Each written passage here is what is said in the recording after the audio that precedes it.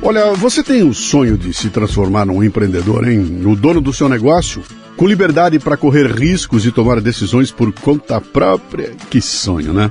Sabe que uma das maneiras para fazer isso é tornar-se um franqueado de uma marca conhecida.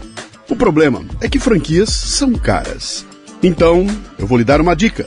Conheça a Santa Carga, que é uma micro franquia que oferece totens carregadores de celular com tela grande, para exibir anúncios em vídeo e notícias em tempo real. Também, além disso, os totens fornecem acesso à internet por Wi-Fi. Reconhecida como a melhor micro franquia do segmento, a Santa Carga tem investimento inicial de R$ 19.900. Com isso, você fica dono de um totem e o instala em um local de acesso de muita gente. Um shopping, uma oficina, uma padaria, uma loja. E depois o que é que você faz? Vende para os comerciantes da região a veiculação de mensagens em vídeo ali no totem. Quem produz o vídeo é a própria Santa Carga, que dá para você todo o suporte. Olha, tem gente ganhando uma grana aí, cara. Já tem 3, 4, 6, 10 totens. Tudo isso sem estoque, sem funcionários, sem aluguel. Com possibilidade de ganho de até R$ 8.300 por mês. Acesse santacarga.vip. Para mais informações e mencione lá que você é ouvinte do Café Brasil ou do Leadercast para obter um bônus de R$ 1.000. Santa Carga. Abra o seu negócio com uma das franquias que mais crescem no Brasil.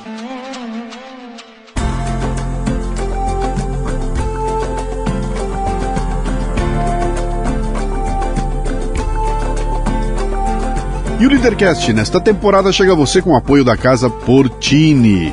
Localizada num bairro no Botafogo, no Rio de Janeiro, a Casa Portini possui uma estrutura de alta qualidade. Aliás, Portini sou eu que falo, né? Eles falam assim, é Portini, Casa Portini.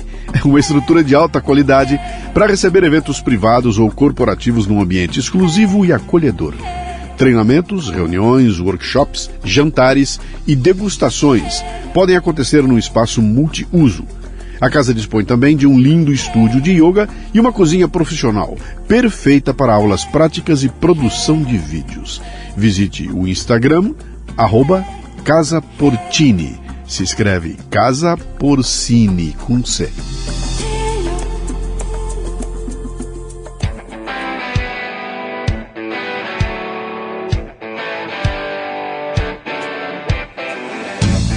Bom dia, boa tarde, boa noite, bem-vindo, bem-vinda a mais um Leadercast, o podcast que trata de liderança e empreendedorismo com gente que faz acontecer.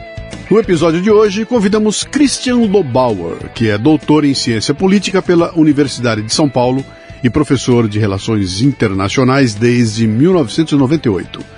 Christian foi executivo de empresas e entidades do setor do agronegócio e candidato a vice-presidente da República na chapa do Partido Novo nas eleições de 2018. Sua visão pragmática do Brasil é um alento em meio a tanta gente chutando seus eu-achos e tentando destruir o pouco que conseguimos construir nos últimos anos. O Brasil tem jeito, hein? Ouça nosso papo. Talvez você, que é ouvinte contumaz, perceba alguma diferença na ambientação e na qualidade do áudio. É que essa conversa foi gravada fora do nosso estúdio, lá nas instalações da Brasil Paralelo. Bom dia, boa tarde, boa noite. Luciano Pires aqui. Eu sempre começo contando como é que o nosso convidado chegou até aqui. Essa aqui é uma história interessante. Ele apareceu de bicão na gravação de um podcast meu, que é o Leadercast, no ano passado, quando eu fui tratar de olho no material escolar. Convidei a Letícia, que é a presidente, ela falou, puxa, posso levar um conhecido que também está com a gente? Vem! De repente, chega lá, está ele conosco ali. E foi uma conversa tão interessante que quando nós terminamos, eu falei para ele, cara, eu vou te chamar para a gente fazer uma nós dois. A gente só não sabia que seria aqui, né, no estúdio do Brasil Paralelo. 3 perguntas que são fundamentais e são as únicas que você não pode chutar de jeito nenhum, tá? Depois você inventa à vontade e a gente vai na conversa. Mas seu nome, sua idade e o que é que você faz? Meu nome é Christian Lobauer, eu tenho 56 anos e eu sou cientista político de formação, professor e executivo de entidades de representação durante os últimos 25 anos. Seja muito bem-vindo. O cientista político hoje em dia no Brasil é um perigo. Se estiver do lado errado...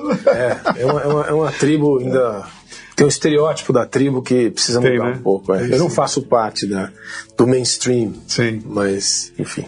Você nasceu onde, Cristiano? Nasci aqui em São Paulo. Paulista da Gema? Paulistano da Gema. Tem irmãos? Tenho uma irmã. E sou neto de imigrantes dos dois lados. O Lobauer é alemão. Sim. Veio na Segunda Guerra e a família da minha mãe, que eu não uso o nome, é de família armênia. Opa! Então eu sou uma mistura bem paulistana. A Armênia tem uma história... É uma história interessante, conheço bem interessante lá. Você, o que seu pai e sua mãe faziam? Qual é? Eu pergunto para saber da origem, quero ver de onde vem, tá? Eu gosto muito, tenho alegria de falar da minha família, da história da gente, né, as nossas histórias. Sempre. O meu pai era falecido, era engenheiro químico, e a minha mãe, ela não terminou a publicidade e propaganda na FAAP, mas ela é uma ilustradora e hoje aquarelista. É uma desenhista, uma artista, pro meu gosto, muito boa. Bom, só pode ser uma mãe, né? Você tinha apelido quando era criança? Tinha vários. Putz. Pega aquele assim, dos 7 anos de idade, qual é que é? Eu tenho um que é o pior, dos 7 anos é Nervo. Nervo? Porque eu tinha um grupo de amigos de praia, que sou amigo até hoje, e eu sempre fui um cara muito nervoso, acho que por questão quase que de DNA. Eu não sou mais, mas uma criança muito nervosa. E a criançada brincava comigo que eu era nervoso e eu ficava irritado, então eu era nervo. Tá bom. Dá pro nervo. Minha mãe dizia que eu era neurastênico, que é a mesma coisa, né? O que o nervo queria ser quando crescesse? Rapaz, isso aqui, eu sempre tive uma coisa que até hoje é meio quase assim, meio fora da curva. Eu gostava de Mapa-Mundi. Do Mapa-Mundi. Então, desde molequinho, eu gostava de estudar os países e tal. Então, na adolescência eu já sabia todos os países do mundo, boa parte das capitais, como sei até hoje. Eu sempre gostei dessa matéria, tanto que o meu primeiro vestibular foi em Geografia. E eu entrei na Geografia, na USP, com 18 anos, em 85. Mas, em 6 meses eu já saí da escola, porque... Eu me lembro, a gente ainda estava na fase da União Soviética. Sim. E os marxistas estavam todos lá. E eu achava que eu ia estudar cartografia, que eu ia estudar mapa, que eu era um moleque. E durei 6 meses e fui embora. Mas você estava lá porque você queria fazer... Era isso que queria da vida? Não, eu nunca soube. Até hoje eu não sei direito. Eu sempre gostei, sempre fui uma pessoa curiosa, mas a vida foi me levando a muitos caminhos. Eu caí na ciência política também depois de ter me formado na SPM, imagina. Eu já era formado na SPM, em propaganda e em comunicação social, é o diploma. E aí eu falei, não, eu quero estudar política. Comecei tudo de novo. Fazer ciências sociais, fiz mestrado, doutorado. A gente não sabe. Como é que um cara de propaganda vai parar na ciência política? As coisas estão muito próximas uma da outra, muito.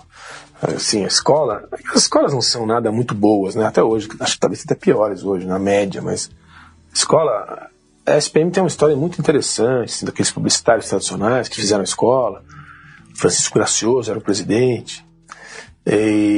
Mas o estudo da propaganda e da comunicação social é um estudo que tem ligação direta com a política, né? E hoje, então, com esse universo novo nosso aqui... Misturou tudo, né? Tudo. Você não sabe mais. Você sabe que é uma coisa que eu tenho visto que, se perguntarem para mim hoje qual é o atributo fundamental para quem quiser ter sucesso na vida, é saber se comunicar, cara. Desde sempre. É saber se comunicar. Depois vem o resto, tá? Você aprende. A planilha Excel eu vou aprender, mas essa coisa de conseguir comunicar a minha ideia, que é a coisa da política, né? A habilidade da política é exatamente essa aí, né? Mas você foi lá para trabalhar com isso? Você foi fazer ciência política para tirar um certificado de cientista político e trabalhar com... Na verdade, eu quando saí da escola de comunicação, eu fiz uma viagem de mochilão em 89 pelo mundo. Eu peguei um dinheiro que eu tinha guardado quando eu era estagiário na American Express, que tinha um super de um salário na época, eu lembro que era $1.000 por mês. Hoje ainda seria um belíssimo salário para um garoto de 20 e poucos anos. E como eu tinha casa, comida e roupa lavada, eu guardava o dinheiro. Quando eu me formei, eu peguei uma mochila e fiquei... Você foi ver o Mapa-Mundi ao vivo? Vi o Mapa-Mundi ao vivo. Eu fiz um circuito que foi as antigas civilizações. Então fui para a Itália, fui para a Grécia, eu fui para o Egito, isso em 89. Daí encontrei uns americanos com quem eu me juntei, fui para o sul, para o sul da África, para o Quênia, fui para a Índia, eu fiquei 2 meses, fui para o Nepal, dei a volta. Eu queria ir para a China também, mas na época não consegui o visto por causa da Praça Tiananmen. Quando eu pedi visto já antes de sair, teve a questão da Praça Tiananmen e a China ficou fechada. O massacre da Praça da Paz Celestial. Isso aí. E então eu não fiz China naquela época, mas eu fiz uma viagem muito interessante. Quando eu voltei, eu falei, eu quero estudar política internacional. Foi o que me permitiu entrar, na verdade, ali na Faculdade de Filosofia, Letras e Ciências Humanas, porque o universo ali é dividido em alguns grupos, como em todos os lugares. O universo da política nacional, como até hoje é muito de um grupo só, né? Social-democrata para a esquerda. E, assim, o universo da política internacional era um pouco mais arejado. E é ali que eu entrei, é ali que eu fiz meu mestrado, é ali que eu fiz meu doutorado, mas era na Escola de Ciência Política da FEFELESH. Então eu não entrei pela divisão partidária, sistema eleitoral, democracia, sociedade civil. Esses temas passaram na minha frente, mas eu sempre fui um estudioso do mundo. Então, deixa eu fazer uma... É daí que eu me defendo bem, entende? Na área da política. Aqui a gente faz umas ida e volta, tá? Dá umas viradas aqui que são interessantes, né? Eu fiz uma viagem também, quando eu era garotão. Me formei, não foi um mochilão como o seu, mas foram duas que foram sensacionais. Uma durante o Mackenzie, um passeio. Eu fui fazer o Projeto Rondon. Que maravilha! Me tiraram da escola e me botaram durante 30 dias do Polígono das Secas, no meio da Bahia, lá em Irecê. Eu tô falando de 76, né? E aquilo foi fundamental, foi maravilhoso, me jogou dentro do Brasil. Deveriam reeditar, né? Cara, mas aquilo era fantástico, né? E quando eu me formei, antes de eu tirar o meu diploma da gaveta e trabalhar para ganhar vida, eu fiz uma viagem com 2 amigos. Pegamos um carro aqui, saímos de São Paulo com o objetivo de chegar em Fortaleza, em 77, isso, para 78, e sem saber quando chegar e nem que caminho seguir. Vamos embora e vamos para lá, né? E foram 55 dias na estrada, que foram sensacionais, cara. Então eu tô colocando esse preâmbulo pra você porque viagens como essa, na idade que você fez, na idade que eu fiz, mudou a vida da gente. Né? Elas dão impacto na gente. Como é que foi pra você? Quando você olha pra trás hoje e pensa, cara, aquela viagem é um daqueles momentos em que muda o sentido da tua vida, tá indo numa direção, você faz a viagem, a vida faz assim. É isso? Eu vou te falar, até arrepio de pensar, porque assim, agora na maturidade, né, quando você começa a olhar para trás, né, começa a filosofar um pouco qual o sentido disso daqui, o que nós estamos fazendo aqui, para onde nós vamos, porque é uma coisa que há 10 anos atrás eu não pensava, mas agora eu comecei a pensar. Essa foi uma coisa muito marcante na minha vida, ainda bem que eu fiz.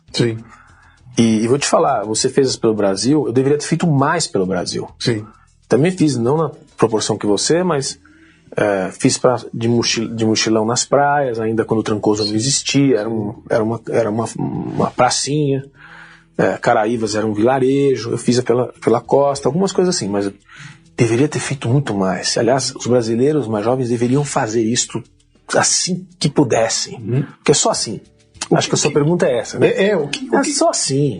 É impossível explicar para quem não foi o que é estar lá. Eu consigo aqui te dar ideia. Depois eu fiz viagens muito malucas na minha vida, né? Que é sempre assim, me dá uma agonia, porque eu tento te contar o que é estar lá. Eu fui pro Nepal também, eu fui pro Everest, né? Eu tento contar o que é estar lá e é impossível, cara. E me dá uma frustração tremenda, porque eu falo, eu não consigo dar uma pálida ideia mostrando uma fotografia. Agora, o estar lá, as pessoas que você conhece, né? O vivenciar um dia a dia com a comida que não é a tua, a língua que não é a tua, o ar que não é o teu, tudo que é diferente, isso muda a gente. A gente é um autoconhecimento, né? Quando você volta para casa, você entende melhor quem você é e de onde você vem. Porque nós temos um problema aqui, que é o problema da maioria das pessoas jovens de todos os países em desenvolvimento e mais pobres, onde as pessoas não têm essa possibilidade de ver o outro, né? Que você só vai se entender melhor se você puder comparar. E é comparação positiva, eu não estou aqui comparando, né?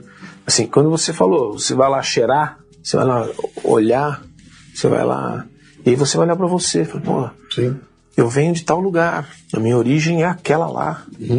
esse exercício tem muito pouca gente que pode fazer. Então a pessoa começa, até hoje a molecada quer ir para a Austrália, quer ir morar em Miami, porque não sabe como é. Então deveria poder ir. Em tese, seria ideal que todos pudessem ir, para poder valorizar o que tem aqui, porque aqui tem muita coisa boa. A gente não consegue só ficar explicando aqui como nós estamos fazendo. Aqui é bom, viu? Apesar de tudo é bom. Não adianta, a pessoa tem que sentir, tem que viver, vivenciar, cheirar, olhar, né? Então... E se atirar, né? Se atirar na incerteza você vai ver... Eu me lembro da ansiedade da partida, né, cara? Eu vou partir e eu não sei o que vai acontecer, e na cabeça da gente... Todos os cenários ruins você já desenha antes, né?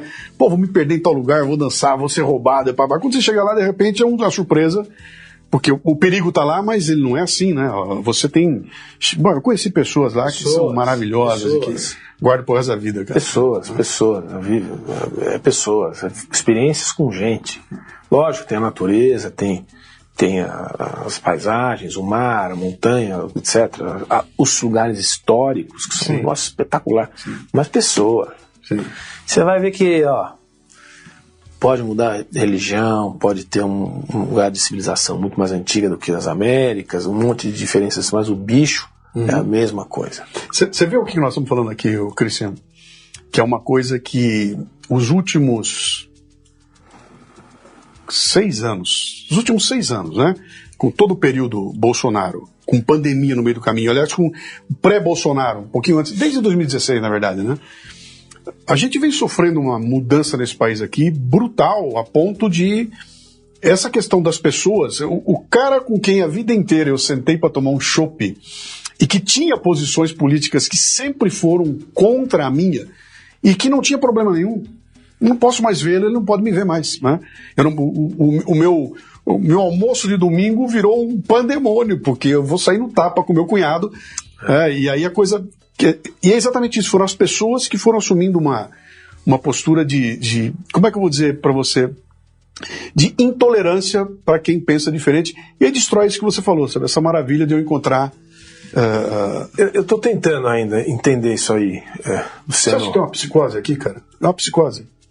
Eu não consigo responder assim. Eu penso muito nisso que você está falando, porque me surpreende, porque eu estou vivendo a mesma coisa que você vive. Nos meus amigos, os meus familiares, assim, perdendo a paciência ao ponto de não querer mais falar, entendeu?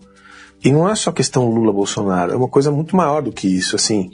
É uma discussão sobre o que é a verdade, que é um pouco a nossa proposta, assim, acho que o Brasil Paralelo tem essa ambição de trabalhar pela verdade, o seu programa e você, na sua história, com seus livros também. Mas essa é a sua verdade. Não. Existe uma coisa que é a verdade. Se você olha para o céu, ele é azul. Mas ele pode estar lilás. Ok, mas se você olhar para o céu e ele estiver azul, ele está azul. Porque existe uma luz que incide sobre o oxigênio e a reação na natureza, que isolamento daquele raio se transforma em azul. Isso é verdade. Se você quiser me convencer que é verde, eu não vou me convencer. E aí começou a ficar complicado, porque o mundo da pós-verdade, o mundo da pós... e tudo é ciência, onde tudo é ciência, nada é ciência, é o mundo das crenças. E nós vivemos no mundo das crenças. Mas você notou que isso piorou muito? Piorou muito. Pouco tempo pra cá? Não é no Brasil só. Acho que a gente está num mundo, e o mundo, acho que o mundo ocidental, talvez... Porque ele é mais transparente, porque o mundo oriental é mais autoritário, né? Como que o cientista político interpreta isso, cara? Quando você olha da tua janela de cientista político que está acostumado a ver essas interações, porque o mundo vai e volta, são ondas, né? Tem ondas e... Você pega os anos 60, viu uma onda de liberalismo, uma onda que ela vai, ela passa, depois ela volta, parece que é um pêndulo que vai e volta, né?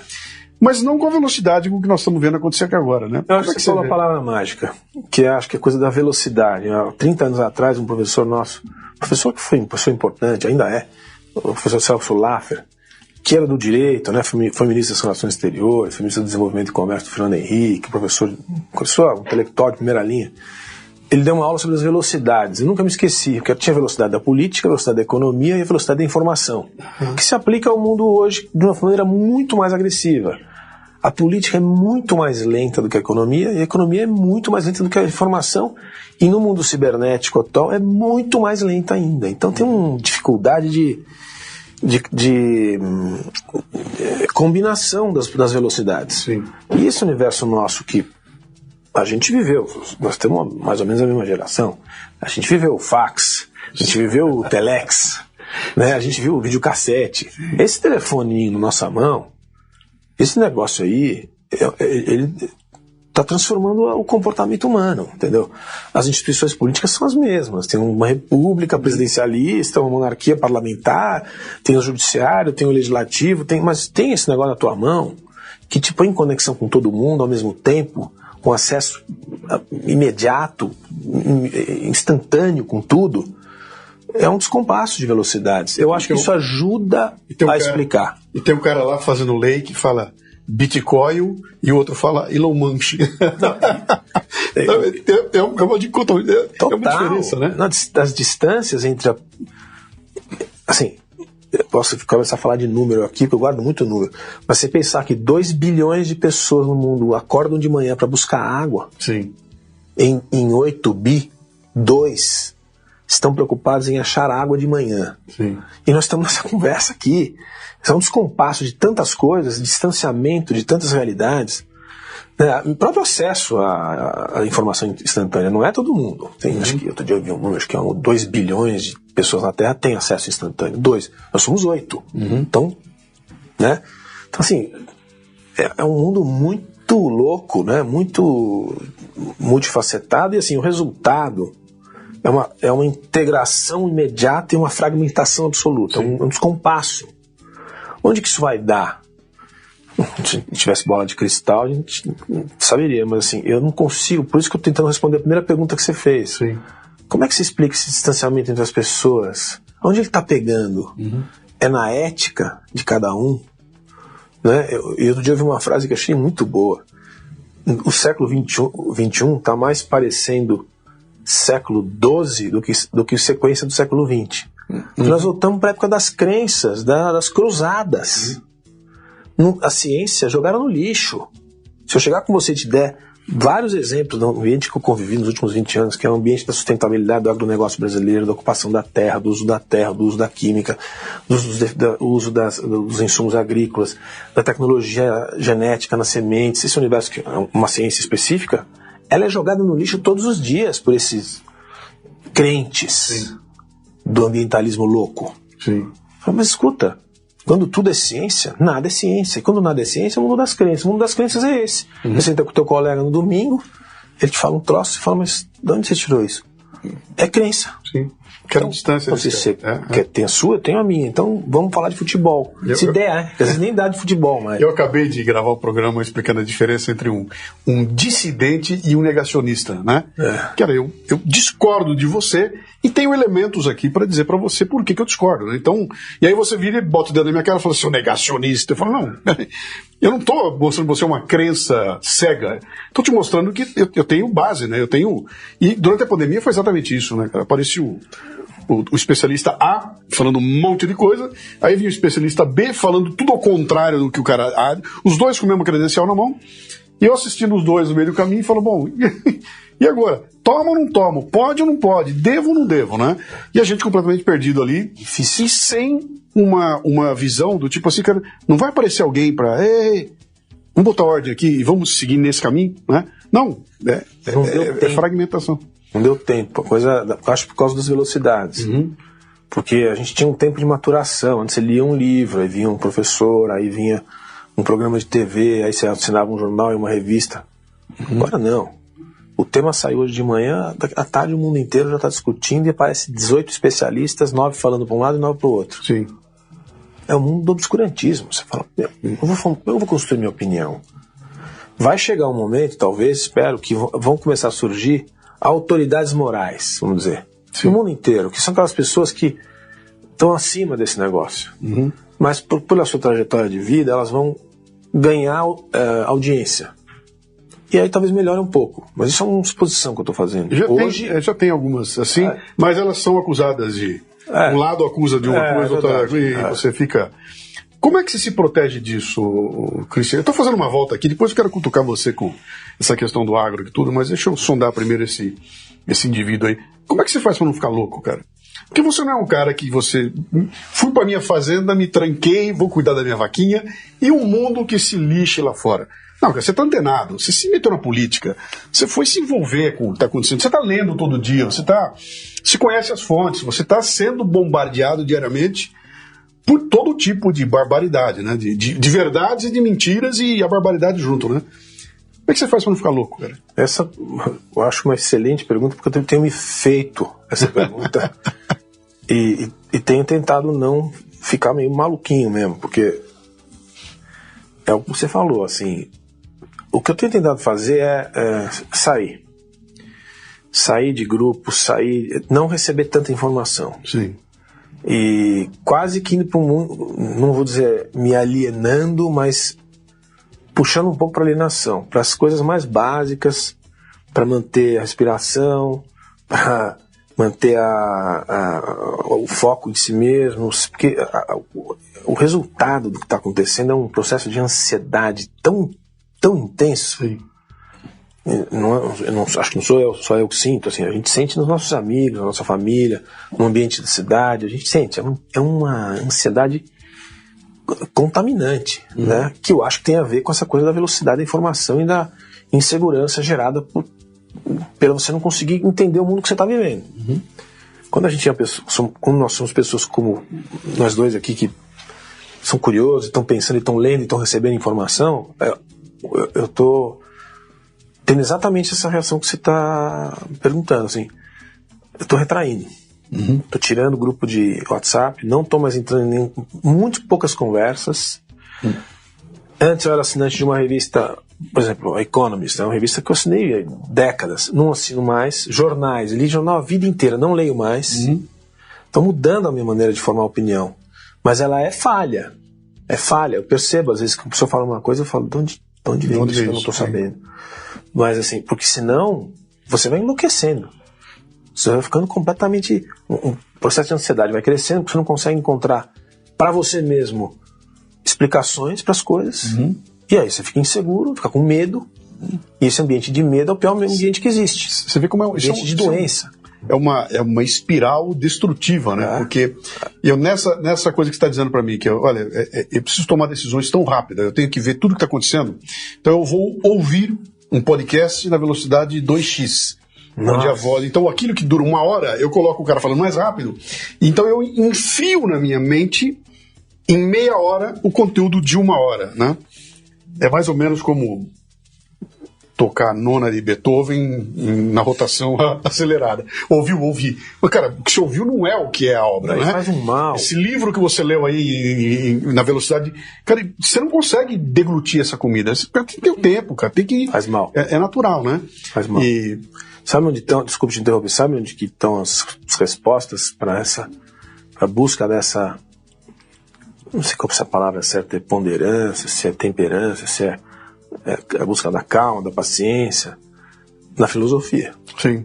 E na filosofia clássica. Sim, não tenho dúvida nenhuma. Você vai lá atrás, os caras pensaram tudo, já perceberam, então aí, tá tudo escrito aí, é só fazer uma busca na filosofia, tem professores ótimos aí, disponíveis nas redes, você não precisa pegar a República de Platão e ler e tentar entender, tem gente que vai te traduzir, ajuda.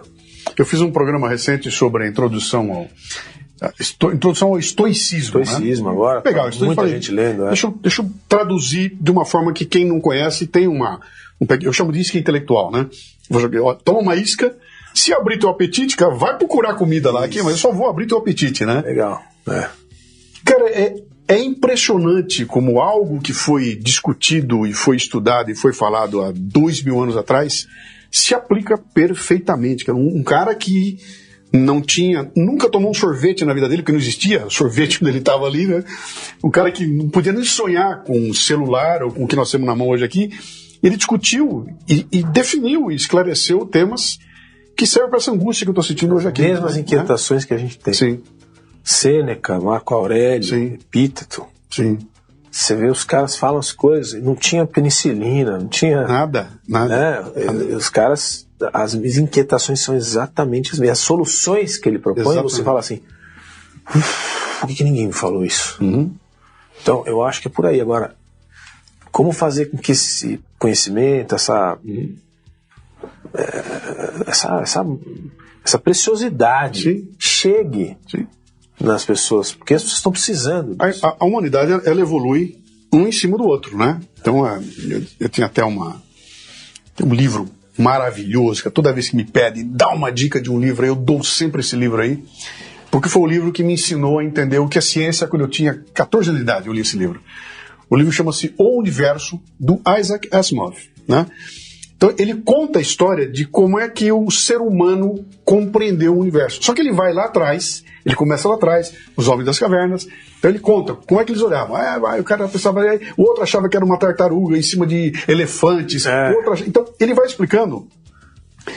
Mas ele explica de uma forma tão envolvente que quando ele termina a explicação, você até acredita naquilo.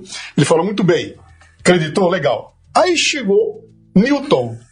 E aí dá uma outra visão, e você acredita naquilo. Gostou? Agora eu vou trazer Einstein. Então, cada vez ele mostra como a próxima ideia, a próxima visão, destruiu o conhecimento anterior, né? E construiu um novo conhecimento. E você vai vendo a ciência sendo construída, e tem um histórico, está tudo empilhado ali, né? Então, eu acho que só surge Copérnico, porque tinha um cara lá atrás acreditando que era uma tartaruga em cima do elefante ali, né?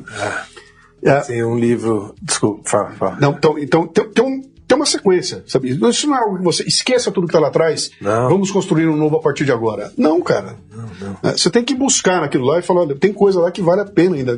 Tem lições de vida do meu avô que se aplicam perfeitamente a mim, que sou o dono de uma startup, que sou um garotão de 28 anos de idade, que sabe tudo, eu conheço tudo do mundo e tenho uma startup, e o que eu preciso aqui é o que meu bisavô, que era um padeiro, o que ele aprendeu ali é o que vai me ensinar a tocar o meu negócio, minha startup aqui, né? Essas coisas você não rompe, você não pode cortar esse canal. Não existe modernidade sem tradição, não tem ruptura, é um processo contínuo, lógico. E você me lembrou do livro do Isaac Asimov também, dos meus primeiros, que era o livro dos fatos. 3.000 fatos, ele juntou fatos de vários assuntos. Eu achei tão divertido, eram vários parágrafos com fatos, assim, de tudo. Presidente dos Estados Unidos, a ciência, não sei o que, botânica. E o conhecimento, ele, no geral, conforta. Sim. E o conhecimento da filosofia, que não é essa coisa que virou a filosofia, coisa muito complicada, não, a filosofia... Ela é simples. Pé no chão, arroz, feijão. Ela é o melhor caminho, cara. Ela é diferente da crença e diferente da ciência. Porque tem um lugar onde as duas coisas se encontram, né? A ciência chega até um limite e ela não consegue mais. A crença também, ela sozinha não se sustenta. Esse espaço que é a busca da sabedoria é a filosofia. Mas é isso mesmo. Cara, é o único jeito. Eu fiz um material, uma apresentação, depois eu gravei um curso e tudo mais, onde tem um bloco gigantesco sobre o tempo. Eu vou discutir o tempo, né? E eu voltei lá atrás, falei, vamos nos gregos, vamos ver Kairos, vamos ver como é que é Cronos, aquela história toda, e eu busco uma definição para o que é o tempo. Então eu vou buscar. Trago um filósofo, trago um santo, trago Einstein, cada um dando uma visão do tempo, e a conclusão no final eu falo, cara, a única definição que eu consegui encontrar, eu preciso de um poeta. Eu tive que buscar um poeta, e o poeta conseguiu definir ou trazer definição que todas as outras eram de alguma forma incompleta, né? Elas constituíam um mosaico, né? Quando você pega esse mosaico e fala, entendi o que todo mundo, mas não consegui, aí vem um poeta e fala, e o poeta, cara, é exatamente isso, arte, né? É a arte. No mundo que precisa da grana no final do dia, bottom line, dinheiro, pressão, né? Como é que você vai... Você pega o teu diploma de cientista social, onde vai buscar emprego um cientista social, cara? Nunca me pagou. Nunca pagou? Assim, eu comecei a dar aula em... Aliás, cientista político. Político. Cientista social, que são as três sociais, né? No terceiro ano você opta, política, sociologia ou antropologia, mas é a mesma escola. Então é cientista social mesmo. Quando eu terminei o doutorado, eu ganhei uma bolsa e fui estudar na Alemanha, né? Fiquei 3 anos lá. Quando eu voltei, eu tinha 30 anos já. Aí eu tive que realmente falar, não tenho mais bolsa, eu vivia de bolsa de CNPq, vivia de bolsa de CAPES e tal. Agora não posso mais ficar, preciso construir minha vida. E comecei a dar aula. E fui coordenar curso de faculdade, etc. Fiquei 4 anos fazendo isso. E não era ruim, era um dinheiro já razoável, mas eu falei, isso aqui não vai satisfazer a minha vontade material. Eu tenho essa vontade, não tem nenhum problema com isso. Tem gente que tem. Sim. Eu tenho essa vontade. Não é para ter avião, iate, fazenda, não é isso. Eu queria ter uma vida material plena. Poder entrar numa livraria e comprar. Quantos livros eu quero comprar? 12. Não vou perguntar quanto custa. Sabe, essa vontade, esse prazer. Ou quero viajar para Vietnã. Não quero perguntar quanto custa. Isso, dando aula, você não vai conseguir. E aí, na minha vida, eu tive uma oportunidade que surgiu assim. Na época, para mim, foi uma coisa completamente impressionante. Assim. Depois eu vi que era uma porcaria, mas eu tive uma proposta para trabalhar na Fiesp. Porque eu dava aula sobre as integrações regionais. Comércio. Na época, a Mercosul, União Europeia, que está aí até hoje, a ALCA, a Área de Comércio das Américas, a OMC, que era a integração internacional pelo comércio. E na Fiesp, essas integrações implicavam no futuro da indústria paulista. Então, a liderança na época da Fiesp precisou procurar um cara para traduzir isso para a indústria paulista. Sim. E me pegaram na USP e me contrataram, na gerência. E eu dei uma guinada para a vida executiva. Eu fui trabalhar na casa da indústria, eu ganhava X, fui ganhar 3X. Que hoje não é muita coisa, mas na época, pra mim, era muita Você estava onde, antes de ir pra lá? Onde você estava? Estava na USP. Não, fisicamente, dentro da USP. Eu estava nas colmeias, onde tinha um núcleo de política internacional e comparada, que era um núcleo de pesquisa. Quer dizer, mas fisicamente dentro da USP, fisicamente. E você sai de lá e vai parar fisicamente dentro da Fiesp. O professor Oliveiros Ferreira, que foi editor do Estado de São Paulo anos, um professor muito interessante, ele falava assim, vocês têm que terminar o curso e atravessar o rio. Né? Atravessa o rio, pessoal, não fica aqui. Eu guardava aquilo e falava, um dia eu vou ter que atravessar o rio. Rio Pinheiros, né? Sim. Não é o Rubicão. E aí atravessei o rio para parar no prédio da Paulista. Para mim foi uma mudança radical. Né? Imagino, cara, porque o fosso que separa o ambiente acadêmico aqui no Brasil do ambiente do trabalho, da indústria do humano, é gigantesco, cara. Eu trabalhei durante 26 anos numa empresa norte-americana, né? E muito nos Estados Unidos, estive muito lá, fazendo muito trabalho lá. E a nossa empresa, na época, tinha um centro tecnológico, era uma coisa maravilhosa. Autopeças e tudo mais, então tinha uma pista de teste, era um negócio gigantesco lá, com equipamentos, com maquinário maravilhoso para testar motores e tudo mais, muito legal. E boa parte daquilo era operado pela universidade. Então aquilo era completamente... Que lugar dos Estados Unidos era? Em Toledo, Ohio. Lá perto de Dayton, aquele pedaço lá. Então, a simbiose que existe ali é total. A indústria entra na universidade, a universidade alimenta a indústria, os dois... Olha, tem um problema aqui, resolve para mim, né? Aqui no Brasil, cara, as experiências que eu tive foram terríveis. Teve uma época, uma vez, nós montamos um showroom de produtos nossos, que são produtos caríssimos, a gente chama eixo diferencial, era um negócio complicadíssimo, né? Ia muito para feiras e você ia acumulando aquele monstro de... Um belo dia a gente falou, bom, tem coisa demais aqui, vamos dar um jeito disso aqui, vamos doar isso aqui para uma universidade. Eu não consegui doar, cara. Posso imaginar. Eu não consegui doar porque a gente não conseguiu vencer a burocracia e a má vontade. Cara, eu tô te dando um negócio que se fosse comprar não tinha dinheiro que pagasse. Eu não consegui doar. Não mudou muito. Fosso, cara. Que fosso, bicho. Em 2023, a relação da universidade brasileira, na média, tem sempre exceções, sempre boas exceções, mas na média, a universidade, na concepção da maioria dos brasileiros, ela é uma instituição que tem que... a educação é um dever do Estado, um direito do cidadão, o Estado que se vire para pagar, né? E o que o Estado oferece nas melhores universidades públicas do Brasil é porcaria. Isso tem que ser dito. Porque ninguém mais fica essa coisa meio... Não. Isso vale para as escolas técnicas também.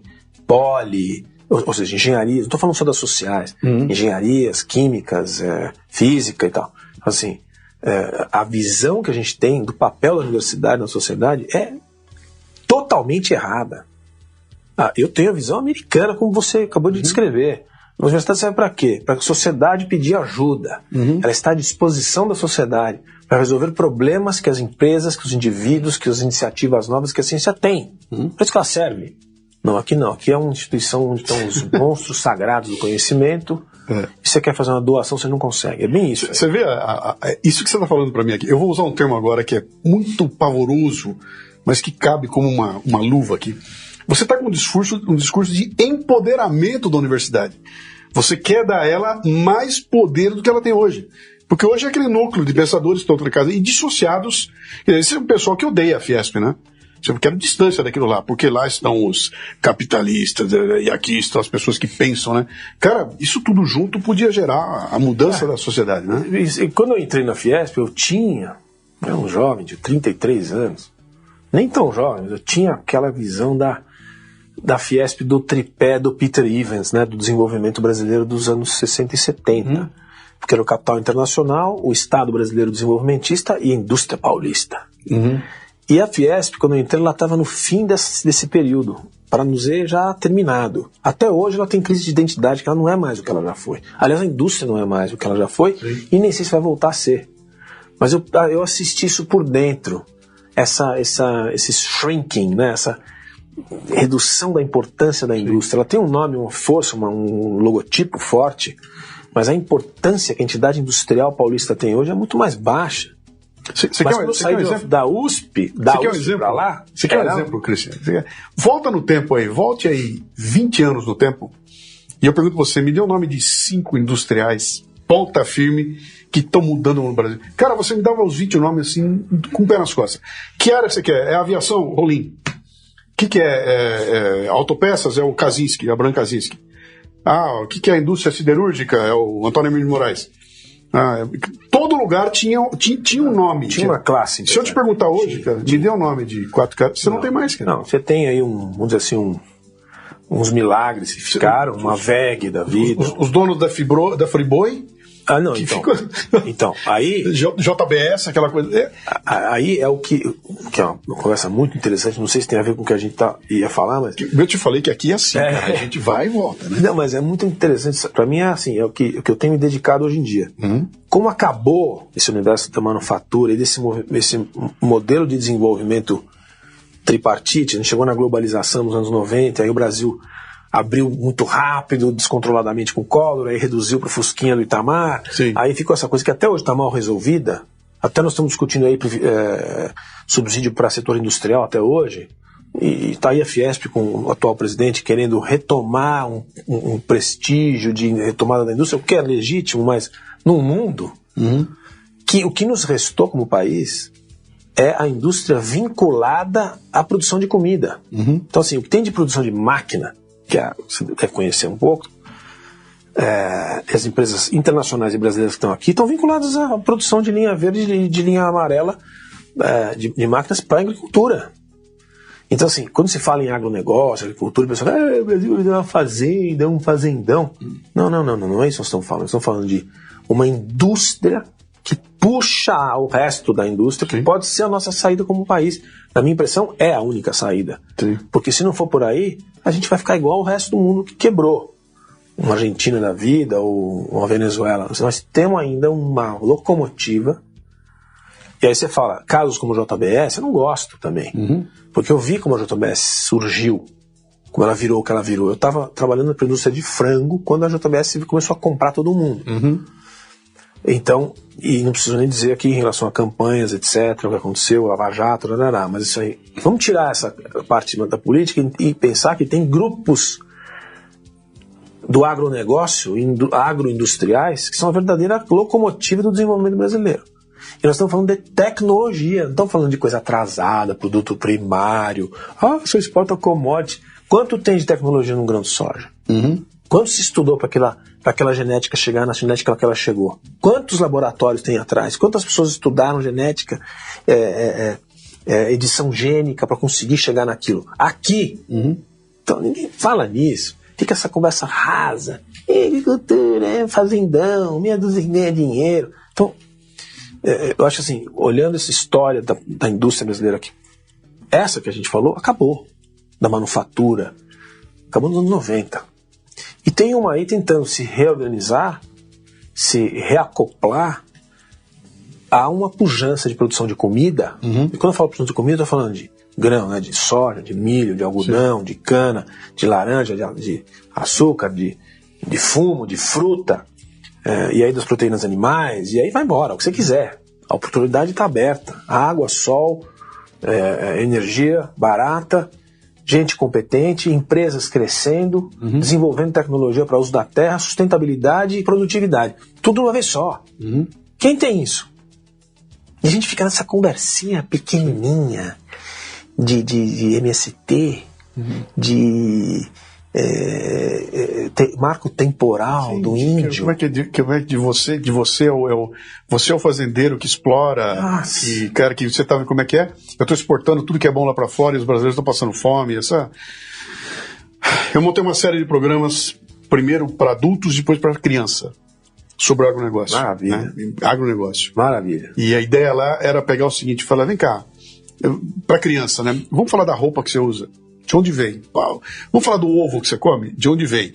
E a hora que você começa a trazer os números, é impressionante, cara. Tentar contar isso para um europeu, o cara não vai nem entender o que nós estamos falando. Né? Quando você começa a falar nas dimensões do que tem aqui, e por isso que esses caras estão preocupados, né? Porque se a gente põe jeito aqui, se ajeita. Você já está se discutindo aqui agora, eu ouvi ontem uma conversa, alguém do agro, importante do agro, falou que se o Brasil crescer 5%, nós estamos ferrados, cara. Porque não tem, não tem silo, não tem porto, não tem estrada, não tem como escoar um crescimento de 5%. E energia para 5% de crescimento, cara. Não está preparado. Não está preparado. Não tem, a gente ficou tanto tempo andando de lado que é sempre da mão para a boca, né? Que se tiver realmente, não vai ter. Estão cantando que vai ter, não vai ter 5% de crescimento. Sim. Isso é uma outra questão, não vai ter tão cedo. Mas mesmo que tivesse, não ia ter, não tem infraestrutura, não tem energia, não tem infraestrutura, não tem porto, não tem. Mesmo assim, para a gente pagar as contas, e isso aqui não virar uma guerra civil, o caminho é esse. Né? E você está falando, como é que as crianças, que você vai fazer um trabalho de interesse nacional, e tem muita gente tentando fazer, não recebem essa informação do jeito que elas devem receber. Uma doutrina. Assim, o meu filho tem 12 anos. Ele recebe na escola informação sobre o MST, ele recebe informação sobre o método Ghosh, ele recebe informação sobre agricultura familiar e alimentos sem agrotóxico. E não pode receber. Não vou negar nada disso. Ok, pode ensinar. Professores de geografia, meus ex-colegas, querem ensinar isso? Ensina. Mas eles têm a obrigação de mostrar o desenvolvimento do oeste da Bahia no algodão, na soja e no milho, que há 20 anos atrás era terra de ninguém, não tinha nada. Hoje é a maior produtividade de algodão do mundo. Luiz Eduardo Magalhães. Assim, eu quero que meu filho tenha orgulho disso. Ele tem que ir lá ver. Pelo menos é um vídeo. As frutas de Petrolina. A produção de melão de Mossoró, a produção de uva no Rio Grande do Sul, a produção de frango de Rio Verde, ou Santa Catarina. Assim, tem um universo de coisas que dão orgulho da competência dos brasileiros, que eles fizeram com a sua própria competência e inteligência. Os moleques não têm na escola. Você fala, bom, tem alguma coisa muito errada acontecendo. E essa é a nossa obrigação, porque a turma que já ficou adulta, 25 e tal, nós não vamos recuperar. Já receberam uma doutrinação de que a agricultura é não sustentável, exploradora do trabalhador, mata índio, não paga imposto, monocultura, destrói meio ambiente, usa veneno, envenena a água. É um negócio horroroso nos livros escolares, etc. Então, nossa função, se não dá para fazer política e mudar o mundo, nem ser Jesus Cristo, é fazer isso, é ensinar as crianças da geração que estão chegando o que o Brasil é realmente, pelas imagens e pela realidade que você pode ver. Quem é que vai fazer isso se os pais dessas crianças estão com a cabeça feita? Você está ouvindo o Leadercast, que faz parte do ecossistema Café Brasil, que você conhece acessando mundocafebrasil.com. São conteúdos originais distribuídos sob forma de podcasts, vídeos, palestras, e-books e com direito a grupos de discussão no Telegram. Torne-se um assinante do Café Brasil Premium. Através do site ou pelos aplicativos para iOS e Android, você pratica uma espécie de MLA, Master Life Administration, recebendo conteúdo pertinente, de aplicação prática e imediata, que agrega valor ao seu tempo de vida. Repetindo, mundocafebrasil.com. Nós saímos da discussão da esfera da tecnologia e daqui não se discute, né? Você saiu da esfera da tecnologia, saiu da esfera econômica e entrou na esfera cultural. Também fiz um trabalho. Em 2014 eu mergulhei no intestino do agronegócio, porque eu fiz o circuito ProSoja, 21 cidades no Mato Grosso, inteirinho, né? Maravilha. E ali foi maravilhoso, porque eu entrei lá dentro, eu brinco com você, eu falo, cara, eu tava apertando a mão do cara que planta, sabe? Aquela mão grossa, o senhor tá aqui, eu tô aqui desde os anos 70, eu briguei com onça, aquela coisa toda, e você fala, cara, olha o que os caras construíram aqui, né? E aí eu contava pra tu, falei o seguinte, cara, o problema de vocês não é mais contar que vocês são bons. Não é dizer que vocês têm competência, todo mundo já sabe que tem. Tem um problema, cara, é uma escola de samba entrar na Marquês de Sapucaí com um enredo demonizando o agro, com a ala do agronegócio, com todo mundo de motoniveladora, motosserra na mão, né? E criando uma destruição. O teu problema é uma novela das 8, cara, que entra no ar, onde o fazendeiro é o explorador, isso é cultural. Guerra Essa cultural. Luta não é... Tecnologicamente vocês estão muito bem. É outra área. E não tem ninguém no agro preocupado, olhando isso de uma forma, como é que eu vou dizer, holística, sabe? Eu quero olhar todo o processo. O que significa um problema cultural como esse? Resolve eu atacar a escola só? Não, cara, eu preciso atacar a escola, eu tenho que atacar a editora, tem que... Mas... E aí eu tô puxando o gancho aqui para chegar de olho no material escolar, né? Que, de uma forma muito simplista, né? Um grupo de pais do agronegócio preocupado porque o filho ia para a escola e voltava com a cartilha, com o livrinho, dizendo que o pai dele e a mãe dele eram bandidos, tudo isso que você falou de ruim, né? Da natureza. E o cara falou, como assim, cara? Meu filho tá aprendendo. Vamos nos organizar aqui para tentar, de alguma forma, combater essa desinformação. Não é nem desinformação, essa informação vilipendiada aí, né? E ali o que me chamou a atenção quando eu conheci o projeto de vocês era que tinha uma coisa lá que dizia o seguinte, cara, não precisa falar nada além da verdade. Não, vem cá, eu quero que você venha aqui onde eu moro e me veja utilizando esse veneno que você está brigando. Venha ver eu usando. Eu não vou fazer nada, eu só vou usar e vou te mostrar como é que se usa. E aí você tira a conclusão se isso é ruim ou não. Ou seja, elimina a narrativa do meio do caminho e venha ver em loco. E aí muda a cabeça de quem vai lá, né? Conta um pouquinho, como é que está esse projeto? Por que você chegou nele? Como é que você chegou nele? Não, então, para te dizer que no De Olho no Material Escolar eu cheguei porque eu conheci a Letícia numa dessas reuniões das entidades agrícolas, porque depois da Fiesp eu passei pela representação da exportação de frango, depois da exportação de suco de laranja e depois por uma empresa química dessas grandes e depois que me levou à presidência da Associação das Empresas de Defesa Vegetal e Biotecnologia. Nesses últimos 25 anos é isso que eu fiz. Essas entidades, paralelamente, têm o Partido Novo, mas para pagar minhas contas, não foi ciência política, foi esse trabalho da política do lado de cá do balcão, representando interesses setoriais, em Brasília, no Estado, enfim. Então eu fiquei muito próximo desse universo, me formei nesse universo do agronegócio e posso falar de boca cheia, porque eu conheço, porque eu já vi. Eu já entrei em fábrica que faz a molécula nova. Eu sei quanto tempo demora, eu sei como você tira uma molécula da Alemanha, transforma ela num defensivo. Eu te conto de ponta a ponta como funciona isso. E te digo, é desleal o que fazem no mundo. E a agenda vem da Europa. Nós somos os maiores compradores da agenda europeia do mundo. Porque os argentinos, os sul-africanos, os alemães, os americanos, os canadenses, os australianos, eles olham os europeus e falam, tá bom. O Brasil quer copiar a agenda europeia, nós somos os franceses. Eu sempre falo isso, o Brasil é o seguinte, é um país americano, com cultura americana, está nas Américas, tem uma agricultura dos Estados Unidos, de grandes empresas, de grandes investimentos, de competência tecnológica, e se comporta como francês. Né? O ambiente regulatório é francês, a universidade é francesa, as Forças Armadas são formadas na França, é tudo francês. Então é um problema existencial profundo, de conflito mental. Então a gente copia a agenda europeia, e a agenda europeia hoje é antiquímica. Por questões que também vão tomar nossa conversa inteira aqui, mas as químicas alemãs, Bayer, BASF, a Syngenta, que é a Suíça, as antigas inglesas, francesas, não conseguem mais conversar na Europa, estão arruinadas, não conseguem se comunicar com o político, nem conservador. Então a gente compra esse tipo de agenda, nos livros escolares estabelece pela ideologia que foi construída nesses últimos 25 anos que o alimento brasileiro está envenenado. Toda semana aparece um gênio falando que o alimento brasileiro está envenenado, um da Fiocruz, um estudo da Greenpeace, um estudo do WWF, o alimento brasileiro está envenenado.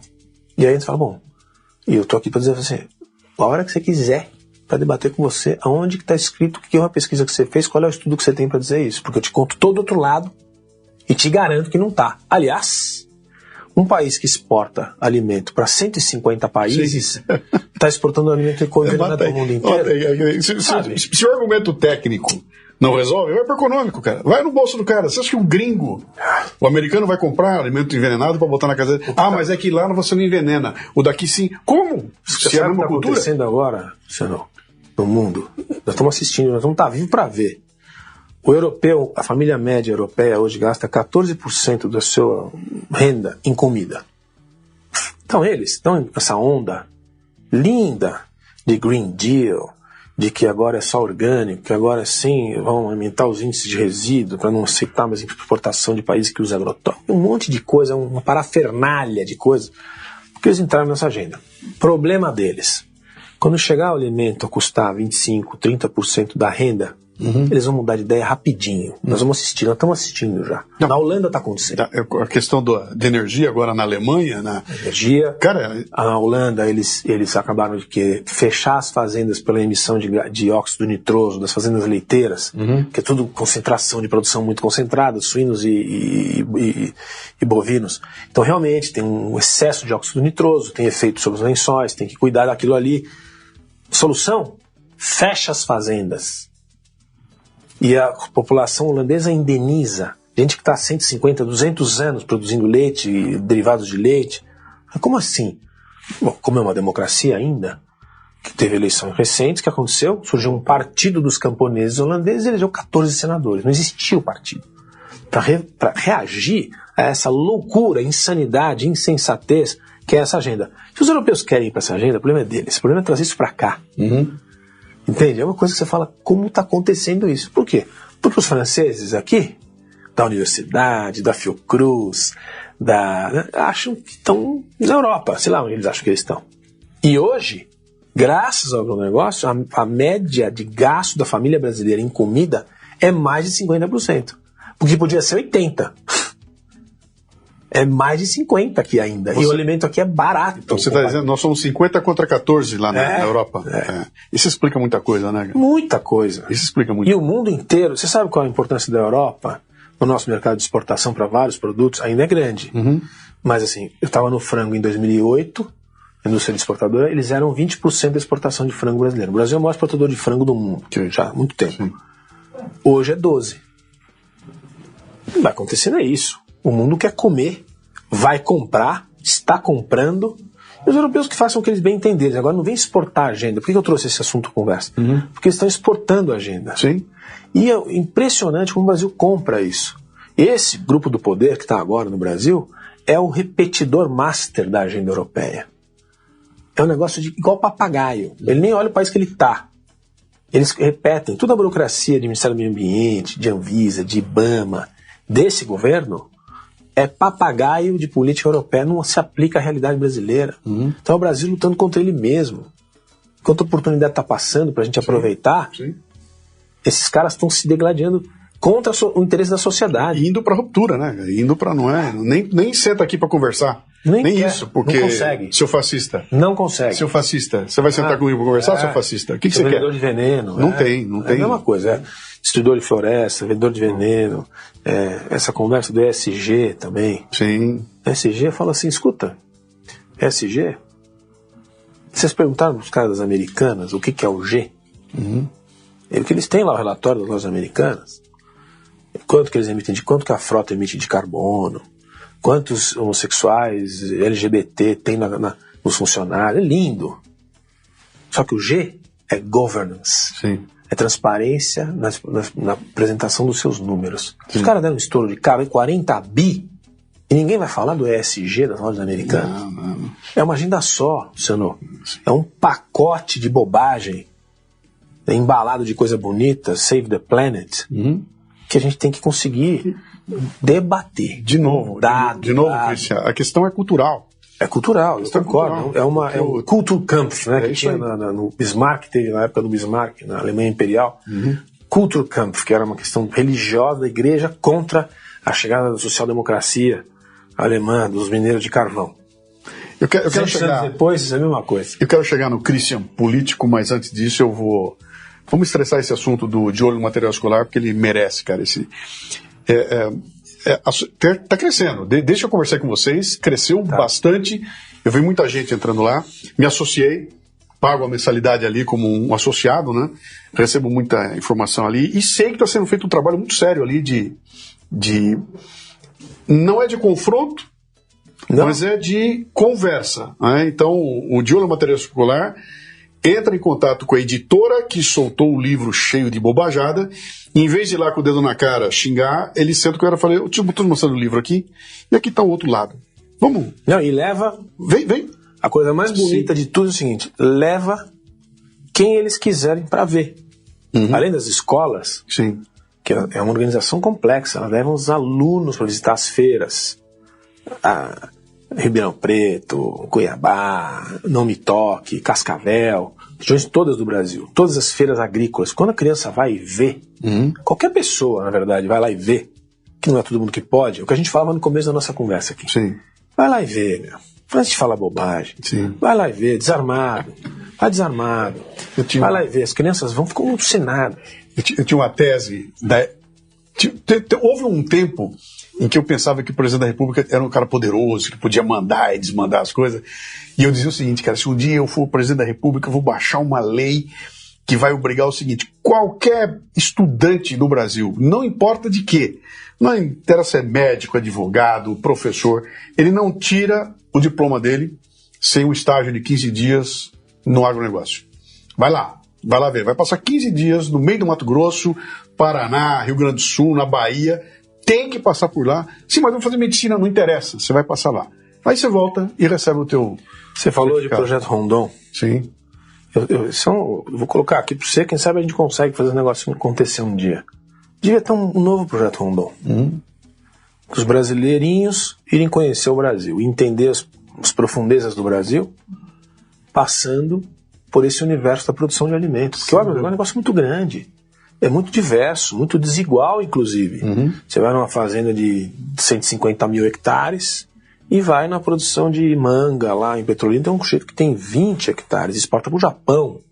São mundos diversos, mas todos estão vinculados a uma coisa só: produção de comida.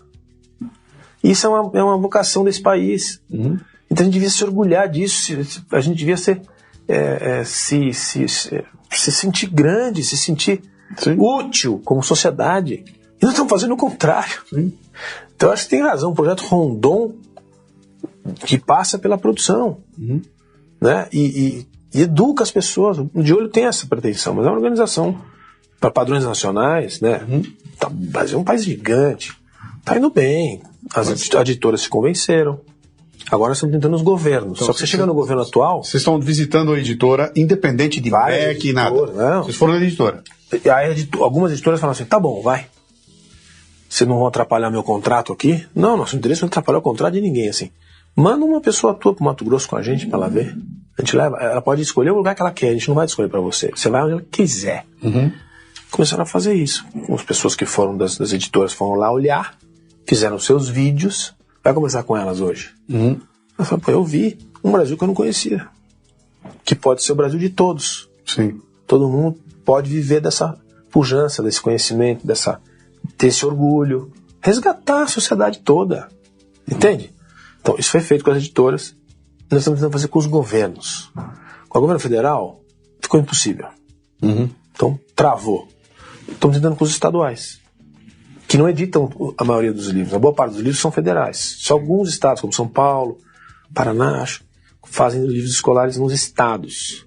Mas o livro, Luciano, é o que a gente falava antes, os livros já estão passando. Hoje o universo de comunicação, ele é eletrônico, então também é um desafio você falar com a molecada pelo TikTok, entendeu? É muito rápido, a velocidade. Nós estamos falando do livro ali porque vai para milhões de brasileirinhos, mas precisamos mexer nas redes. O agro, é que eu não me conformo. O agro tem um poder, ele tem dinheiro, ele tem o poder para organizar como é que eu dei um nome para isso que eu chamei de é uma central de inteligência, uma central de contra-inteligência. entendeu? O que é isso? É um organismo que pega a linha toda. Inclusive na palestra que eu fiz, eu levei aquele exemplo do Got Milk. Lembra do Got Milk nos Estados Unidos? Uma campanha. Acontece lá, o pessoal do leite, toda a cadeia do leite, né? Do cara que cria a vaquinha até o cara que embala e vende e distribui, olha para o mercado e fala, está caindo o consumo de leite. O que está acontecendo? Está crescendo o consumo de suco, de refrigerante, vamos nos juntar e monta uma campanha com aqueles anúncios que todo mundo aparece com o bigodinho e que desemboca no vencedor das 500 milhas de Indianápolis, ganhou a corrida, em vez de champanhe, ele joga o leite na cabeça, ele toma leite ali, né? E aquilo é uma campanha cultural. Aquilo é lançado para mudar culturalmente a visão. Tem várias campanhas. Olha, então, eu tenho acompanhado essa turma toda aí. Hoje tem quase 50 associações representantes de setores agropecuários no Brasil. 50? 50 grandes, lá, a ProSoja, a Única, a CropLife, a BAG, enfim. São 50 de setoriais, muita empresa, muita gente, muito executivo, recursos, já tentando de tudo nos últimos 20 anos. Até o Pelé, o pessoal chegou a contratar uma época aí. Não encontramos uma solução ainda. Eu acho que a solução é o que nós estamos falando aqui. É com as gerações que estão chegando. Porque... E não é propaganda nem comunicação de massa. É um outro tipo de coisa que, lógico, lutar contra a novela da Globo, que continua falando que o fazendeiro é um canalha. Então também tem esse problema. Com todos esses professores de geografia e história que foram doutrinados nas suas escolas nos últimos 30 anos e continuam ensinando as crianças nas escolas ricas que tem veneno na comida, que... Então tem um problema aí estrutural para resolver, mas é só com as gerações que estão chegando de um jeito nas novas mídias e nas escolas, porque pelo padrão tradicional, a Austrália fez com algodão a mesma história, fez uma campanha de algodão australiano. Tem várias campanhas mundiais que os países transformaram em referência daquele produto. Esse país aqui, precisa ser referência em todos. Fala um aí agrícola qualquer. Até o trigo. Isso, eu ia comentar, eu ia falar pra você. Eu fui em 2014, eu não me lembro se foi em 2014 ou 2017 que eu fiz outra vez. Me levaram num campo lá, eu entrei, tudo amarelinho. Mas o que é isso aqui, cara? Trigo, como trigo, cara? Trigo? Nós estamos botando trigo aqui e tá dando certo. Sabe onde eles estão tirando trigo agora? Aonde? No Ceará. No Ceará. O trigo é uma cultura de mundo temperado. Sim. O Brasil sempre importou trigo, ele produzia no Rio Grande do Sul, no Paraná um pouquinho. E sempre teve dependência, o pãozinho de cada dia, etc. Então, Argentina, Canadá, Estados Unidos, onde viu trigo, às vezes da Ucrânia. Bom. Há 4 anos atrás começou a turma com uma modalidade nova genética de trigo, da Embrapa, desenvolveu em Goiás, foram para Tocantins, norte da Bahia, Ceará. Em 2 anos, o Brasil vai ser autossuficiente em trigo. Tropical. Sim. Você vê algum desses globais falando isso? Tem que pegar um doido desse global e falar, escuta, vem cá, amigão. É impressionante. Vem ver isso aqui. Impressionante. É produção de pão, cara. Isso é comida. Sim. Nós não vamos mais importar. Nós vamos produzir em casa. Nenhum mais no mundo tropical faz isso. Não, fica essa coisinha, desmatamento, cococó. Bom, vamos lá, eu convido você que está vendo a gente aí, dá uma olhada lá, de olho no material escolar. É uma associação, qualquer pessoa pode fazer parte e está fazendo um trabalho muito legal de Seria legal investigar e comunicação. Aqui, é bem legal. É barato, cabe no orçamento dos indivíduos, das empresas, e é um trabalho muito bom. Bem legal. Mas então você está lá, no agro, presidindo a... Como é que você falou o nome da... Não estou mais. Né? Não, você estava lá. Estava lá atrás, presidindo a... CropLife, etc e tal. Como se não tivesse pouca coisa para te encher o saco na vida, você decidiu que ia entrar na política e foi parar como candidato a vice-presidente da República em 2018. Em 2018. Cara, qual é o grau de loucura que tira um ser humano do seu dia a dia normal para jogá-lo nesse liquidificador que é a política? Então um pouco a gente estava conversando, assim, eu fui estudar a política porque eu gostava da matéria. Daí eu, em algum momento, tentei ir para política mesmo de verdade. Foi em 2005, no PSDB, eu ajudei lá o governo do Serra. Fui secretário adjunto em 2005, durante 1 ano, aqui em São Paulo. Ele foi prefeito, para entrar na vida da política mesmo. Mas eu ainda estava na fase que não conseguia pagar as contas, então voltei para a vida executiva. Mas sempre gostei, sempre acompanhei. Quando foi isso? Em 2005. 2005? Quando o Serra foi prefeito. Então, antes de continuar, deixa eu fazer uma voltinha lá. Você tinha sofrido um choque gigantesco quando você saiu de dentro da USP e caiu em cima da Fiesp. Né? Consigo entender o choque, né? E agora você sai da Fiesp e entra no ambiente da política, que é o serviço público, que não tem nada a ver com o que tinha na Fiesp. Quer dizer, é o segundo choque. Como é que foi você chegar naquele ambiente acostumado com meritocracia, com... E é tão terrível que eu fiquei 1 ano e voltei pro lado de cá. Eu fiquei no governo... Por que eu fui? Porque eu achei... Primeiro que mudou o mandato na Fiesp, terminou, e teve um outro presidente eleito. Então ele quis trocar todas as equipes profissionais. Okay. E apareceu uma oportunidade para ir pro governo. Falei, eu vou pro governo de um cara como o Serra, primeiro escalão, que eu nunca fui PT, que na época era oposição ao PT, contra o governo da Marta, renovação de quadros. Eu falei, uma oportunidade de entrar na política. E entrei. Não consegui fazer absolutamente nada, não entendi nada. Depois que passou um tempão que eu entendi o que estava acontecendo, assim, entrei num universo completamente diferente. Falei, não é pra mim, não entendi, tem conta pra pagar, fui embora. E só voltei a me interessar e trabalhar por esse processo político quando a gente fundou o Partido Novo em 2011. Então eu já trabalhava na instituição de suco de laranja, mas nos meus tempos como cidadão, eu me dediquei a construir um partido político, construir um partido político. Então a gente fez todo o processo. Junta 500 mil assinaturas, registra nos cartórios eleitorais. Demorou 5 anos para fazer isso, desde 2011 a 2016. E eu participei desse projeto, assim, como liderança, junto com o João Amoedo, que foi o cara que pensou e bancou. Isso custa, né? Advogado, etc. Sim. E a gente fundou o partido político. Porque eu achei a transformação, eu ainda acredito ainda, mas hoje, depois desse tempo todo, eu acho o seguinte, que é através da política que a gente muda a sociedade. Sim. Ok. Mas a experiência brasileira e a história brasileira, assim, e a história que a gente viveu, já faz quase 12 anos que a gente fundou o partido, não é o tempo da minha vida. Vai ter que ser a turma que está chegando, porque a minha eu já dediquei 12 anos a isso praticamente. Por quê? Tu estava dizendo, fundamos, registramos, sem fazer chicane. Não vou entrar em detalhe aqui o que é, porque todo mundo pode imaginar. Nós não precisamos de nenhuma chicane, então demorou 5 anos para você registrar um partido. Reunir 500 mil assinaturas, nós recolhemos 1.200.000 assinaturas. Por quê? Porque você entrega 1.000 assinaturas no cartório eleitoral, o sujeito tem 60 dias para te devolver, porque ele faz conferência manual, ele te devolve todas e fala, não aprovei nenhuma. Você fala, por que não?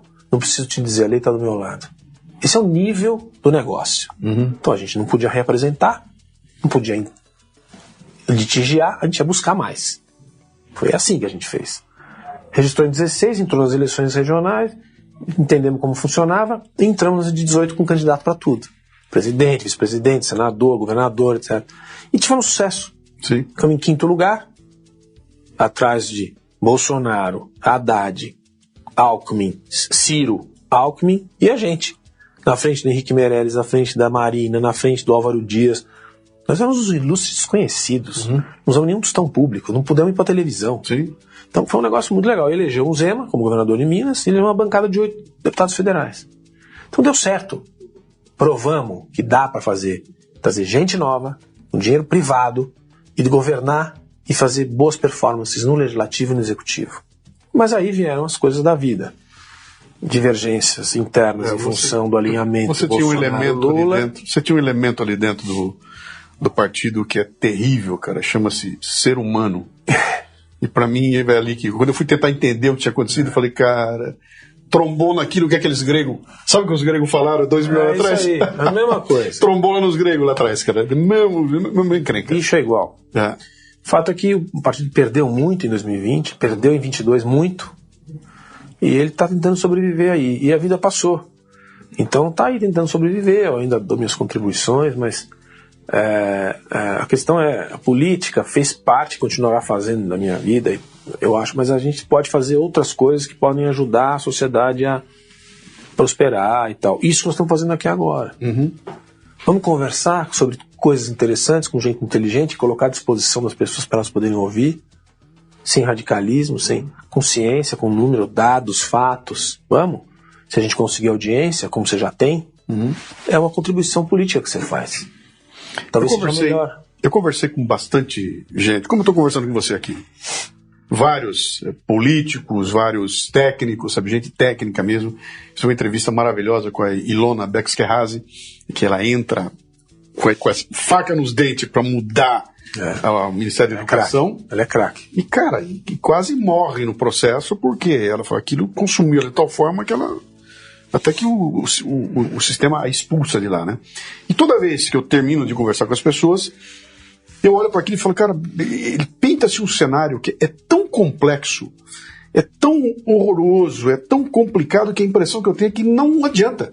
Sabe, a Ilona até botou ela falou que era um trem que eu estava levando e os caras só põem o vagão no trem. Não tinha outra locomotiva a ajudar. Era só vagão. Chega uma hora o trem não anda mais, né? Então, tudo feito para impedir que as coisas aconteçam. Você falou, eu entrei, fiquei 1 ano e não consegui fazer absolutamente nada. Porque o próprio sistema, ele te expele. Tipo assim, não me incomode, né? Cara, isso precisa de um choque. Isso precisa de um choque. E eu não sei que choque é esse, sabe? Quando você pergunta qual é o choque, uma guerra é um choque. Um inimigo comum te ameaçando, todo mundo vira amigo, né? Acaba a polarização na hora, né? Uma grande tragédia é um choque, né? Como é que a gente faz para conseguir um choque desse sem ter que sofrer uma tragédia, Nossa, você está falando uma pergunta mais importante de todas, assim. Primeiro, assim, também concordo, é choque. Os Estados Unidos resolveu uma parte do problema com a guerra civil, outros países na Segunda Guerra resolveram com a destruição total, a Coreia também. Enfim, tem exemplos históricos de destruição total para reconstrução. Não aconteceu no Brasil. O Brasil é uma história permanente de cooptações. Raimundo Faoro na veia, né, os donos do poder. Cooptação, não tem conflito, aqui não tem ruptura. O PT não fez ruptura nenhuma, nunca foi. Era para ter sido, não foi. Então, tem ruptura. Como é que faz num país como esse? Bom, primeiro que as coisas mudam muito devagar. Você fala, Christian, mas o Brasil era melhor, é melhor hoje do que era 20 anos atrás? É melhor. Mas é assim melhor.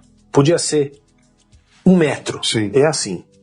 Então nossa velocidade é essa. Assim, nós não vamos ver. Mas vai virar Venezuela? Não vai virar. Acho que não vai. Vai virar Argentina? Não vai virar também. É um processo, é uma cultura, é uma história, um país muito grande, com diferenças regionais, etc, etc, etc. Então ele vai muito devagar. Eu gostaria muito de ver. E teria que ser por uma ruptura. Que ruptura? A história ensina o quê? Ruptura do tipo guerra, do tipo endemia, morte por doença, tá? Invasão estrangeira, guerra civil, catástrofe natural, invasão de marciano, não sei. Mas se não for assim, ruptura institucional de dentro, ou seja, ruptura das instituições. Não acho que funciona. Não. Eu já namorei com a ideia, não consigo ver. Não consigo ver. Acho que o Brasil nós temos uma capacidade de esculhambar, até golpe a gente esculhamba, cara. Tudo a gente esculhamba. Eu concordo. E, cara, eu não sei se a gente conseguiria fazer. Então, e agora eu tô conectando com o que você falou lá atrás, e para mim foi muito claro, né? Você tem um ambiente, você tem o agro indo numa velocidade, você tem a indústria ficando um pouco para trás, você tem a política lá atrás, cara. Ela fala, vamos mudar a lei, vamos. 5 anos discutindo. A reforma que nós acabamos de discutir agora, a tributária.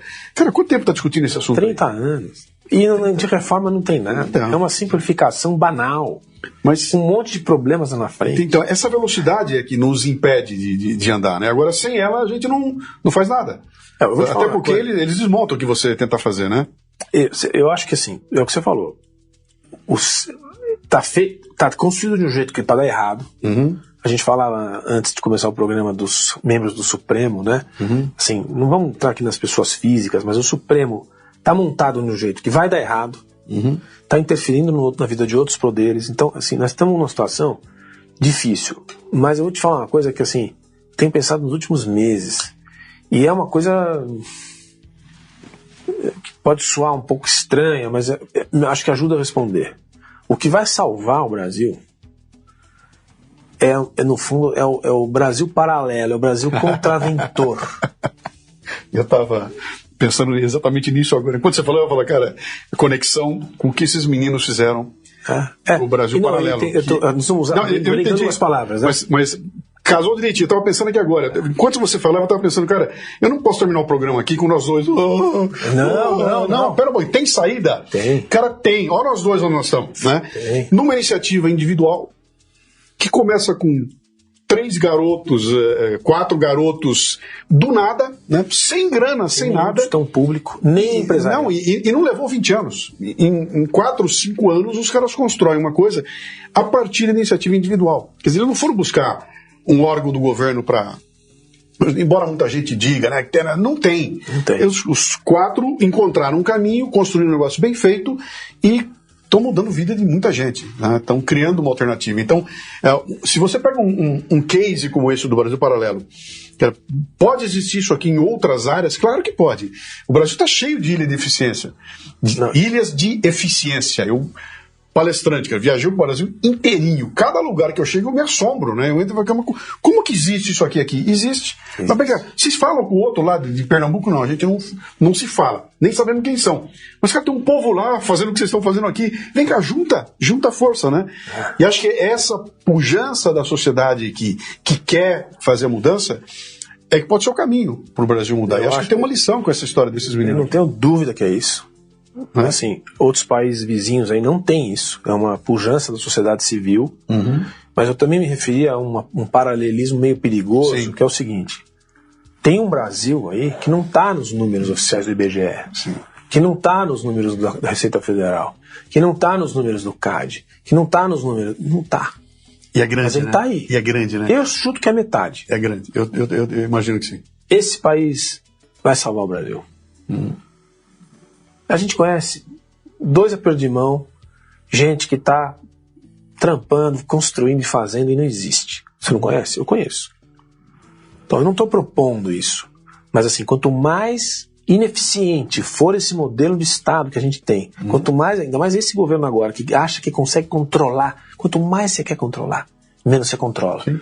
Esses caras vão tentar controlar, não vão controlar nada. E no Brasil, cara, onde a gente é o rei de encontrar saidinha pra tudo quanto é coisa. E aqui vai acabar... É um paradoxo você falar isso, porque a gente não pode promover a ilegalidade. Sim. Mas o Estado vai ver, já está vendo, que ele não consegue nada. E a sociedade vai se virar sozinha. Você fala, por que não acontece isso na Venezuela, então? Porque o caminho deles foi invertido. Eles eram dependentes do ouro negro, sempre foram importadores de tudo, nunca desenvolveram nada. Não tem o espírito empreendedor da sobrevivência, porque eles eram muito ricos. A gente não é, a gente sempre foi pobre. Sim. Então a gente foi saindo pela beirada. Sim. A Argentina, idem. Ela sempre foi rica. E cometeu erros gravíssimos. Enfim, a Argentina é outra história. Nós não. Aqui, a turma... E a gente tem exemplos, né, Cristian? Quando você organiza um processo que ele é de fácil entendimento, é um processo de uso muito fácil, que não te obriga a construir nada, a ter uma super inteligência... Pix, por exemplo. Simplesmente todo mundo por lá dentro. Entendeu? Eu quero ser legal. Eu quero também. Claro que eu quero, cara. Eu quero pagar minha porção nesse processo todo e quero ajudar o Brasil a crescer. Agora eu não posso ter diante de mim uma máquina que torna a minha vida um inferno.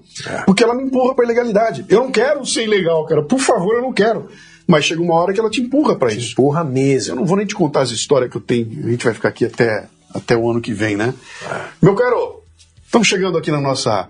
a gente só andou um pouquinho... A gente nem falamos de tudo que era para falar, né, cara? E legal, a característica desse bate-papo aqui é exatamente essa. Não tem um papel na mão, não tem roteiro, não tem nada. Joga a ideia e a gente vai trocando uma ideia aqui. Que quando você tem um interlocutor que sabe, isso aqui é um jogo de... Quem falou isso uma vez foi o Rubem Alves, anos atrás. Ele falou que era aquela diferença do jogo de tênis pro jogo de praia lá, como é que chama? Na praia. Frescobol. O tênis, o objetivo é fazer você errar. E nós somos frescobol, o objetivo é fazer os dois acertar. Não pode cair a bolinha. A bola fica no ar. Então a ideia é fazer isso aqui, é propor que seja positivo. Tem que ser positivo para você, positivo para mim, para quem tá ouvindo a gente. Ninguém tá puxando o tapete de ninguém, não tô aqui para arrumar treta com você, para dizer que você tá errado ou não, até porque nós estamos num ambiente que que está exigindo da gente, cara, eu quero ideias, né? Trago ideias, bota aqui, fala contra mim, mas seja dissidente, não seja negacionista. Venha com uma dissidência calcada em fatos, por favor. Tomara que você me convença, porque se você me provar que eu estou errado, eu saio da discussão maior do que eu entrei. Exatamente. Né? Você vai sair igual. Você não ganhou, você ganhou, mas você sai igual. Eu perdi e saio maior do que entrei, né? Então esse tipo de visão que eu acho que pode ajudar a gente a fazer esse país escapar. Tem muita gente com certeza absoluta aqui, cara. Em todos os níveis, sabe? Isso aí acho que está prejudicando muito o crescimento da gente aqui. Concordo. Meu caro, quem quiser entrar em contato contigo, quem quiser saber o que você anda fazendo, nem perguntei onde você está agora. Quem quiser conhecer o teu trabalho todo, como é que é? Onde é que a gente vai? Rapaz, eu nem pensei nisso. Tem Instagram. O Instagram é um bom caminho, @fácil. Professor Christian. @professor Christian. O Christian tem H? CH. @professor Christian. Entra lá e dá uma cutucada em você. Entra lá que me encontra lá, o que eu estou fazendo, que não é muita coisa no momento. Já saiu o livro ou não? O livro já saiu ou não? Qual livro? O teu livro, cara. Como? Que tem uma história de vida como a tua. É legal você falar isso. Fico feliz. Eu já pensei, mas eu vou falar, será que alguém vai se interessar? Não sei. Vai sim, vai. Isso tem um insight. Faz que nem eu. Eu já lancei 10 e me pergunto o seguinte, cara, você ganha dinheiro com livro? Eu falo, eu só perco, cara. Não, então por que você faz? Porque o dia que eu me for, o livro fica. Deixei o meu legado. É isso mesmo. Meu caro, bom te ver. Um abraço, cara. Muito obrigado por estar aí. Nos vemos numa próxima conversa livre como essa aqui. Espero que você tenha gostado. Isso aqui é uma ideia que nasceu da tentativa de trazer a discussão da liberdade para um bate-papo como esse aqui. Livre, sem amarra, onde a gente pode falar quase tudo aquilo que a gente queria, mas a gente ainda vai voltar para aquele Brasil onde você podia falar na boa, né? Vai voltar. Nos vemos em breve. Muito bem, termina aqui mais um Leadercast. A transcrição deste programa você encontra no leadercast.com.br. Você ouviu o Leadercast com Luciano Pires. Mais uma isca intelectual do Café Brasil. Acompanhe os programas pelo portal cafebrasil.com.br.